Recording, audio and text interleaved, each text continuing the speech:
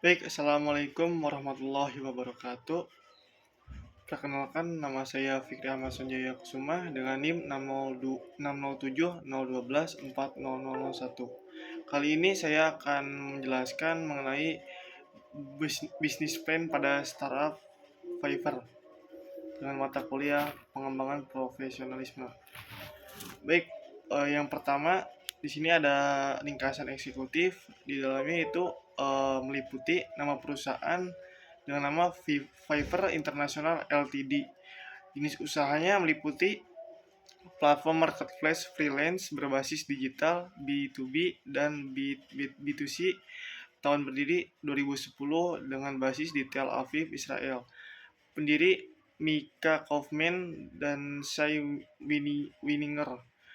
Statusnya perusahaan publik. Fiverr adalah platform digital yang menghubungkan freelance dengan klien atau buyer dari seluruh dunia dalam satu ekosistem layanan digital bernama Fiverr.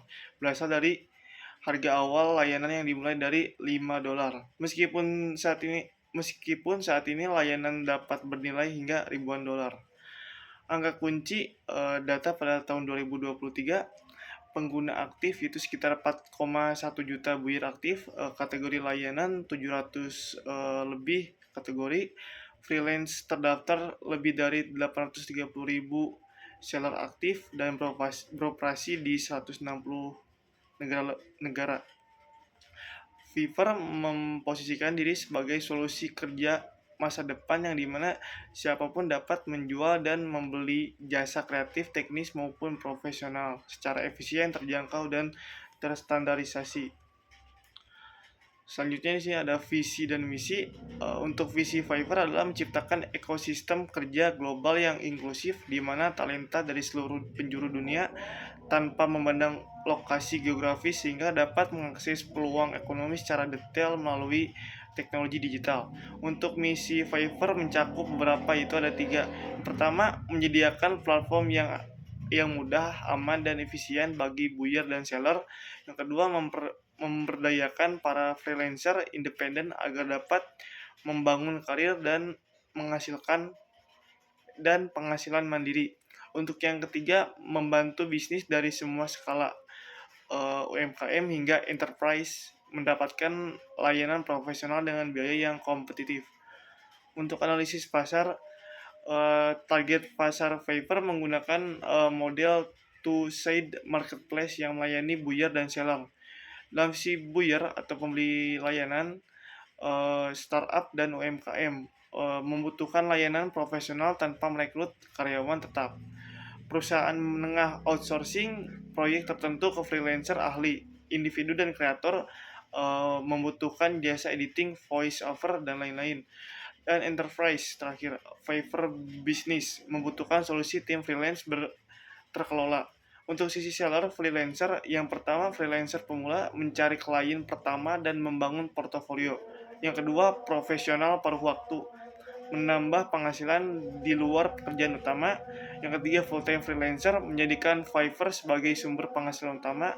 Yang keempat, agensi kecil mendaftarkan tim mereka di platform Fiverr.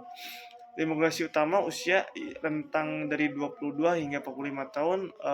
Untuk letak geografi global terutama USA, UK, India, Pakistan, Filipina, dan Indonesia. Untuk analisis kompetitor di sini, Fiverr memiliki kelebihan yaitu UI sederhana, cepat, banyak kategori, dan kekurangannya itu komisi tinggi. Untuk keunggulan utamanya yaitu praktis seperti belanja online. Untuk analisis SWOT Fiverr, yang pertama kekuatan, Fiverr memiliki brand terkenal, mudah digunakan, banyak kategori layanan, dan sistem rating terpercaya. Untuk kelemahan, komisi tinggi, persaingan freelancer ketat, dan kualitas layanan yang berbeda-beda. Untuk peluang, tren freelance meningkat, kerja remote berkembang, dan layanan AI semakin dibutuhkan. Untuk ancaman, banyak kompetitor baru, platform lokal, dan transaksi di luar platform. Untuk kekuatan bisnis plan dari Fiverr itu Fiverr memiliki kekuatan utama pada analisis bisnis yang lengkap dan relevan dengan perkembangan industri digital saat ini. Model bisnis marketplace freelance yang digunakan bersifat scalable karena platform dapat terus berkembang tanpa harus memiliki produk fisik sendiri. Selain itu, Fiverr memiliki diferensiasi yang kuat melalui sistem GIG yang mempermudah proses transaksi antara buyer dan seller dengan harga yang transparan dan proses yang cepat.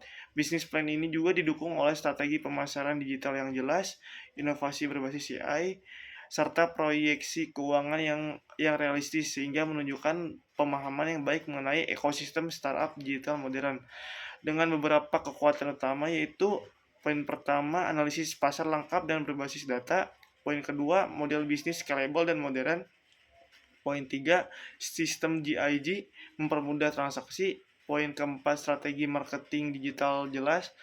Poin kelima, inovasi AI relevan dengan tren industri. Poin keenam, proyeksi keuangan realistis. Selanjutnya, untuk kelemahan bisnis plan Fiverr, meskipun memiliki banyak keunggulan, bisnis plan Fiverr memiliki beberapa kelemahan yang perlu diperhatikan.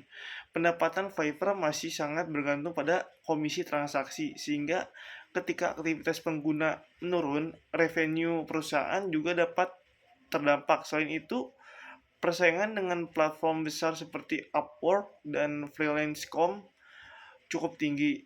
Sistem terbuka yang memungkinkan siapa saja menjadi seller juga menyebabkan kualitas layanan tidak selalu konsisten.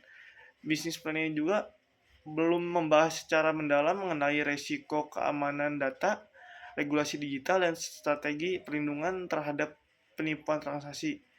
Untuk poin penting dari kelemahan ini yaitu melingkupi beberapa. Yang poin pertama, ketergantungan pada biaya transaksi. Poin kedua, persaingan industri yang sangat ketat.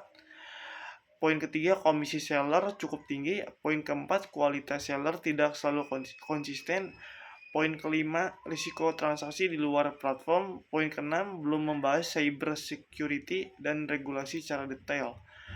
Untuk saran penyempurnaan bisnis plan Fiverr ini melingkupi 3 poin.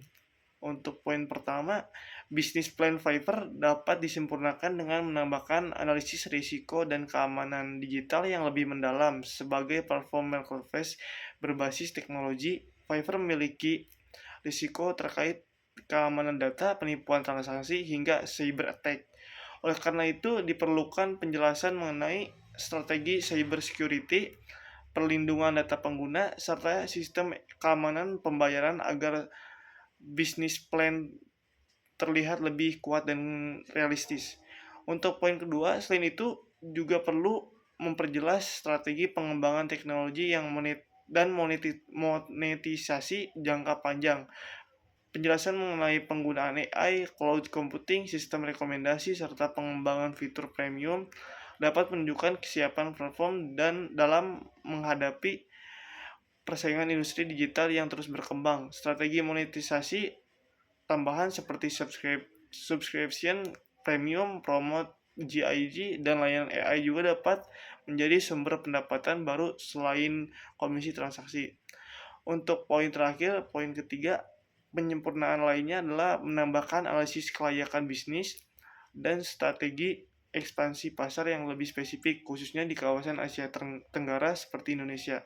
Dengan adanya bisnis model canvas atau BMC, analisis BEP, serta strategi penetrisasi pasar lokal, bisnis plan akan menjadi lebih terstruktur, mudah dipahami, dan memiliki gambaran pengembangan bisnis yang lebih jelas dan untuk jangka panjang. Sekian dari saya. Assalamualaikum warahmatullahi wabarakatuh.